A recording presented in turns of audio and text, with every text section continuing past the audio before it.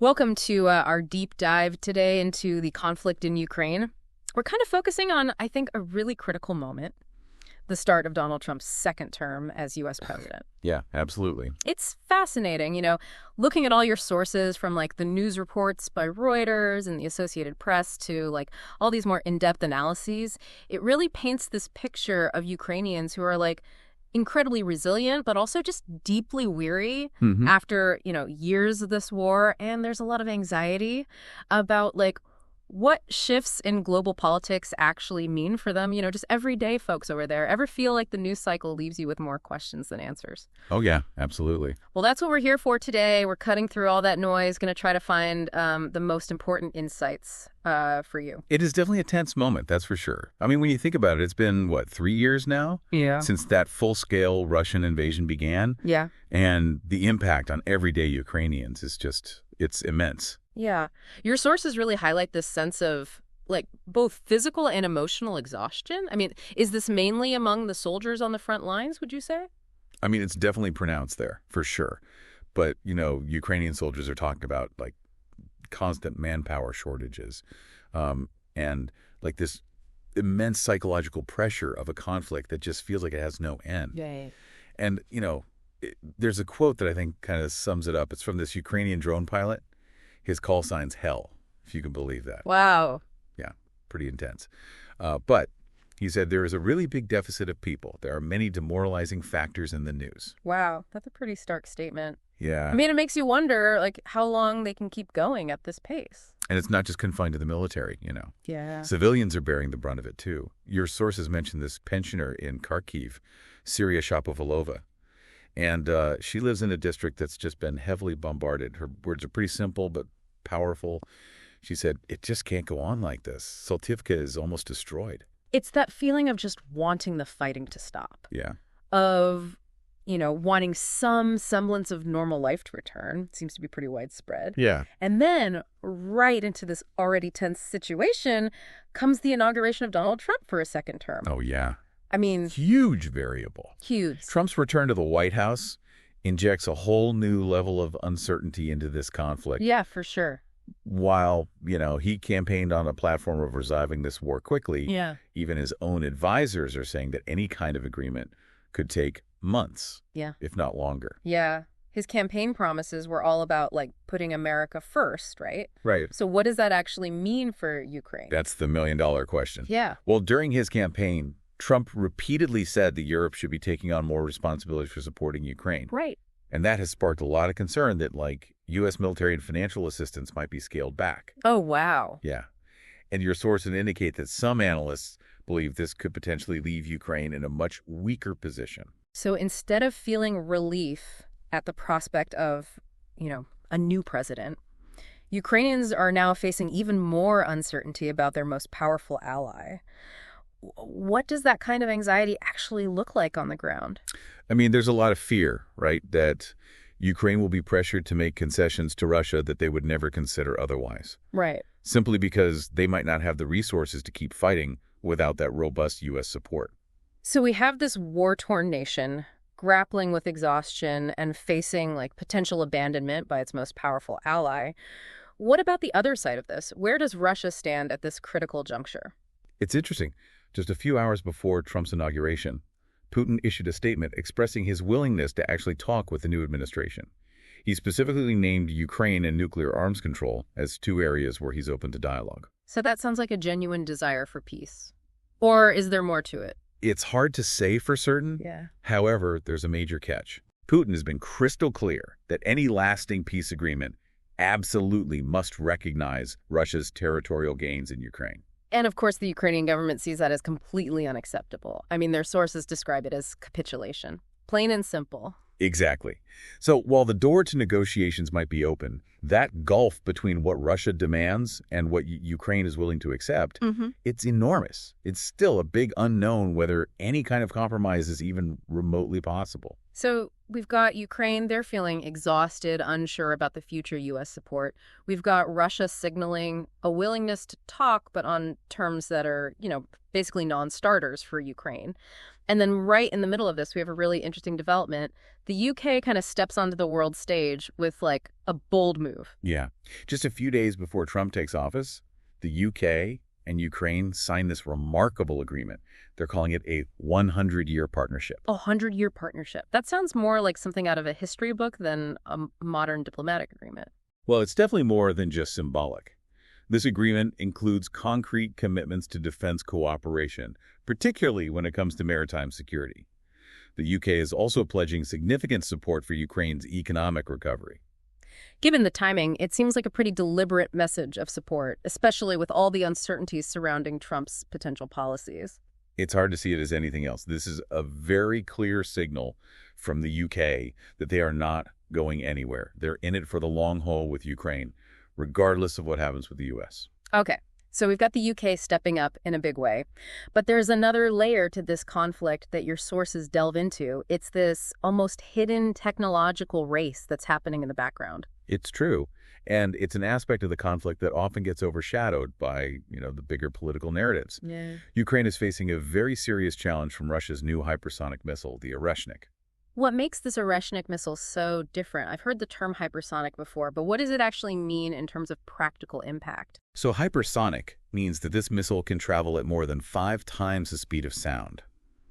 And it's not just fast, it's incredibly maneuverable, which makes it incredibly difficult to intercept. So what's Ukraine doing about it? Are they just sitting ducks? Actually, what's fascinating here is that they're taking a proactive approach. They're working on developing their own integrated air and missile defense system. So it's not just about troops and tanks on the ground anymore. Not at all. This conflict is also about who has the technological edge. Ukraine is actively collaborating with Western defense companies to bolster their capabilities, trying to stay ahead of the curve in this new era of hypersonic warfare. Okay, so we've covered a lot of ground already. We've seen how exhausted and uncertain Ukraine is feeling, how Russia is signaling openness to talks, but on very specific terms, and how the UK has stepped in with a surprising show of support. And we've just scratched the surface of this technological arms race that's happening in parallel. There's a lot to unpack here, and we'll continue our deep dive in part 2. Welcome back to our deep dive into the conflict in Ukraine. Before we move on, I think it's worth pausing for a second to think about what we've learned so far. Yeah, you're right. We've talked about how exhausted both the Ukrainian people and their military are. And there's just so much uncertainty surrounding U.S. policy now that Trump is back in the White House. How do you think that's affecting morale in Ukraine? I mean, imagine you're in their shoes, right? You've been fighting for your survival for years, relying heavily on support from the U.S. Yeah. And suddenly that support feels, less certain. And on top of that, the UK just signed this 100-year partnership agreement, which, that feels like a pretty strong statement of support, right? It certainly does. And it's not just symbolic either. Uh-huh. Your sources detail some of the specifics of this agreement. It includes commitments to provide training and equipment to the Ukrainian Navy, as well as collaborate on, cybersecurity and intelligence sharing. So it seems like the UK is stepping up to fill a potential void left by the U.S. That's certainly one interpretation. The timing of the agreement, just days before Trump's inauguration, is, it's hard to ignore. It seems to be a clear message that the UK sees Ukraine as a key partner and is committed to its security, regardless of what policy shifts might occur in Washington. But even with this new partnership, there's still a lot of anxiety about security guarantees, right? What are Ukrainians actually asking for? They want assurances, right? That if Russia launches another major offensive, they won't be left to fight alone. Your sources indicate that Zelensky has repeatedly called for, binding security guarantees from the international community, similar to what NATO provides to its members. But those kind of guarantees are unlikely, especially with someone like Trump in the White House. It's true that Trump has been critical of NATO and has expressed skepticism about the U.S. getting involved in foreign entanglements. And that's where this situation gets really interesting. Because Ukraine is kind of stuck between a rock and a hard place. Exactly. They need strong allies to deter further Russian aggression. But they're also dealing with a U.S. administration that's sending, mixed signals about its level of commitment. It's like a high-stakes poker game, with Ukraine's future hanging in the balance. What's Putin's strategy in all of this? Do you think he's genuinely interested in negotiating, or is he just, biding his time, waiting for an opportunity to make a decisive move? It's hard to say for sure what Putin's ultimate goals are, but he's definitely playing his cards carefully. He's signaled a willingness to talk, but only on his terms.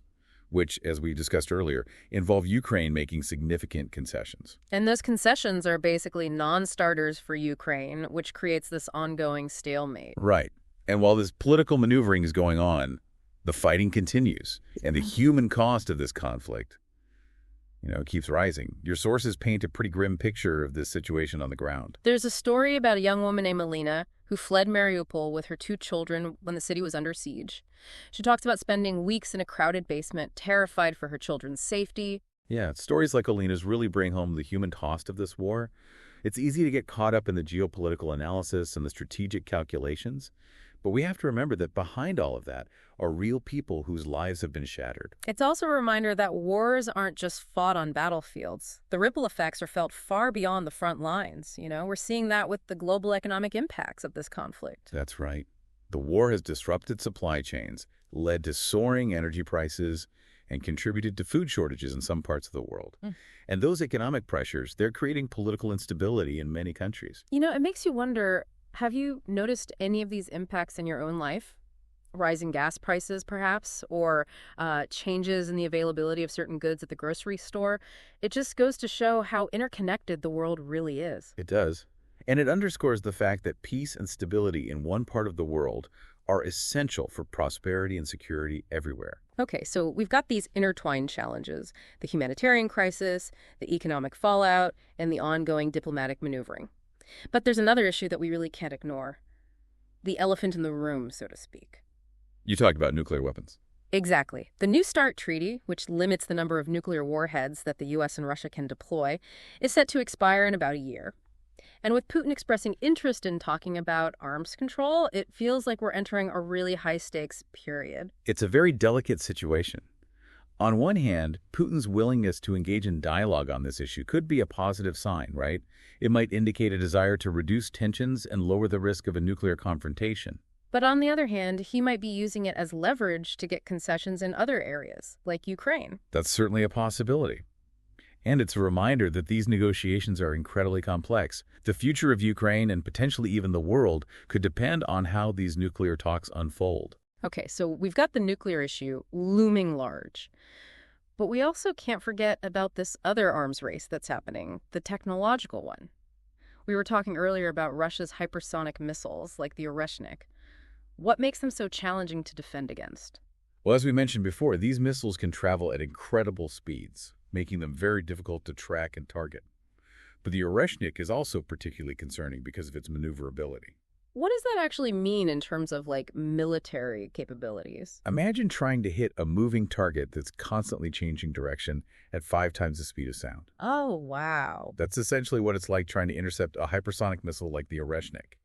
It can evade traditional air defense systems by making, sharp turns and unpredictable movements. So what's the response to this new threat? Is Ukraine just at the mercy of these super fast missiles? Not exactly. What's interesting is that they're actively working to develop their own countermeasures. Remember we talked about Ukraine collaborating with Western defense companies? Right, they're trying to bolster their air defense capabilities. Exactly. And they're not just trying to catch up. They're looking at innovative solutions, exploring things like directed energy weapons and advanced radar systems that might be able to track and target these hypersonic missiles. So it's a race against time. In many ways, it is. It's a race to see who can develop and deploy the most advanced technologies, because those technologies could very well determine the outcome of this conflict. We've covered a lot of ground in this part of the deep dive. We've seen the impact of the UK's partnership with Ukraine, the delicate dance around nuclear arms control, and the challenges posed by hypersonic technology. We've also touched on the human cost of this war and its far-reaching economic implications. There's still much more to explore, though, as we head into the final part of this deep dive.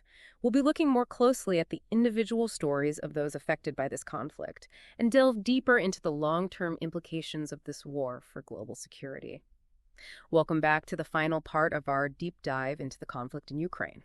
It's been a pretty intense journey so far, right? I mean, we talked about, the anxieties in Ukraine, the shifts in these global alliances, and even the shadow of nuclear weapons. Yeah, it's just a lot to process, for sure. And as we kind of wrap up our deep dive here, I think it's crucial to remember that this conflict, it isn't just about military strategies and political maneuvering. It's about people. It's about the everyday Ukrainians whose lives have been turned upside down by this war. You're right. It's easy to get lost in the big picture analysis and kind of forget about that. Yeah, absolutely. And your sources actually provide some really powerful glimpses into that human cost. Hmm. There's a story about this doctor in a field hospital near the front lines, and he talks about treating soldiers with, horrific injuries, but also having to deal with these constant shortages of medicine and basic supplies. It makes you realize that this war is not just some abstract geopolitical event. Yeah. It's like a brutal reality for millions of people. Right. And it's not just about physical injuries either, The psychological toll is immense as well. Your sources mentioned this study that found skyrocketing rates of PTSD and depression among both soldiers and civilians in Ukraine. It's hard to even imagine what it must be like to live with that kind of constant stress and fear. Yeah. And there are the economic consequences, right? Yeah. We touched on this earlier, but it's worth digging a little deeper. The war has completely decimated Ukraine's economy. Key industries have been shut down, infrastructure has been destroyed, and millions of people have lost their jobs and livelihoods. It's a reminder that wars have these ripple effects that extend far beyond the immediate conflict zone. Exactly. And those ripple effects are felt most acutely by, ordinary people. Mm-hmm. There's a story in your sources about this small business owner in Kharkiv whose shop was destroyed by a Russian missile strike. Mm-hmm. And she talks about losing everything she worked for and not knowing how she's going to rebuild her life. It makes you wonder about the long-term impact of this war, not just on Ukraine, but on the entire region. How does a country even begin to recover from this kind of devastation? It's a long and difficult process, for sure. Rebuilding infrastructure is one thing, but healing the psychological scars and addressing the economic fallout, it's going to take generations. And then there's the question of justice and accountability. That's a huge issue that we haven't really touched on yet. What are the chances that those responsible for war crimes will actually be held accountable? It's a complicated issue, no doubt. There are international mechanisms in place to, investigate and prosecute war crimes, but the process is slow and often fraught with political obstacles. Yeah, it feels like a lot of these big questions about Ukraine's future, about the global implications of this war, about justice and accountability, they're still very much up in the air. Yeah, they are. And that's why it's so important to stay informed, to keep asking these questions and to engage in thoughtful discussions about this conflict. It's not going away anytime soon, and its impact will be felt for years, if not decades to come. So, as we conclude our deep dive, what are some of the key takeaways for you? What should we be thinking about as we try to make sense of this complex and, ever-evolving situation? I think the most important takeaway for me is that, this is not a simple conflict with easy answers. Like- There are multiple layers to it, right? The military dimension, the political maneuvering, the economic fallout, the human cost. And all of these layers are intertwined and constantly shifting. It's like a giant puzzle where the pieces keep changing shape. That's a great analogy. And it's a puzzle that we all have a stake in solving. Even if we're not directly affected by this war, its consequences ripple outward, touching our lives in ways we might not even realize. So what can we do then? How can we make sense of all this information and use it to, to make a difference? I think the first step is to, stay informed, keep learning about the conflict, seek out diverse perspectives, and, engage in critical thinking. Yeah. Don't just accept what you hear at face value, right? Ask questions, challenge assumptions, and form your own informed opinions. So it's about taking ownership of our understanding of the world. Right. Not just passively consuming information, but actively engaging with it. Exactly. And once you have that, deeper understanding, you can start to think about how you can contribute to a more peaceful and just world.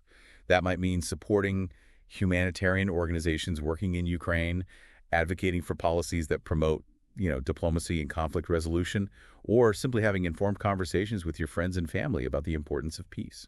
Those are all great suggestions. And on that note, I want to thank you, our listener, for joining us on this deep dive into the conflict in Ukraine. We hope this has been an insightful and thought-provoking experience for you. We encourage you to continue exploring these issues, to keep asking questions, and to, use your knowledge to make a positive impact in the world. Because in the end, understanding is the first step towards building a better future.